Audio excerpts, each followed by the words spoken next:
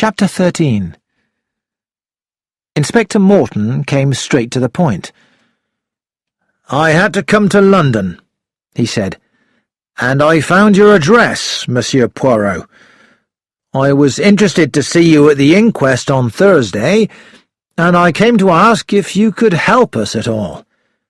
Something must have brought you down there, Monsieur Poirot, and there have been developments." And he told him about the poisoned wedding cake.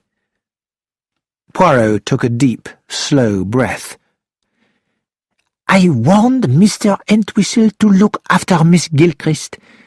An attack on her was always a possibility. But I must admit that I did not expect poison."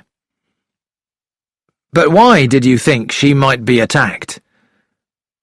Poirot said, "It begins, all this, at the funeral, or rather, to be exact, after the funeral." And he told the story as Mr. Entwistle had told it to him. Then Poirot continued, "This attempt to silence Miss Gilchrist, it is a mistake.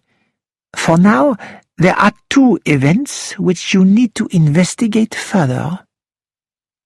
"Yes.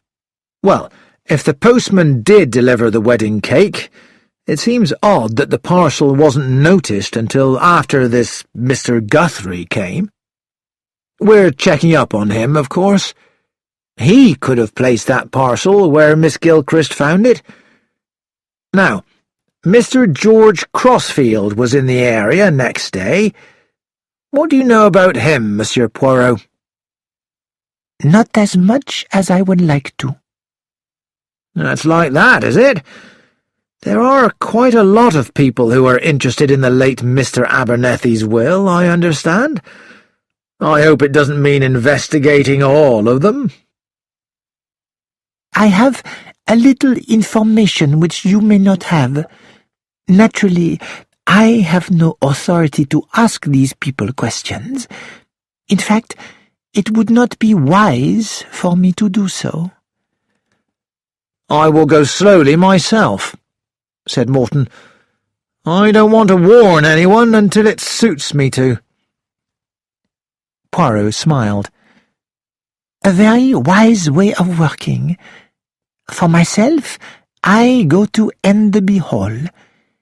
It is people that I am interested in. I will pretend to buy, I believe, a big country house for foreign refugees.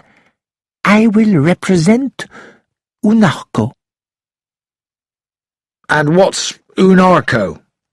asked Morton, puzzled. "The United Nations Aid for Refugee Center Organization.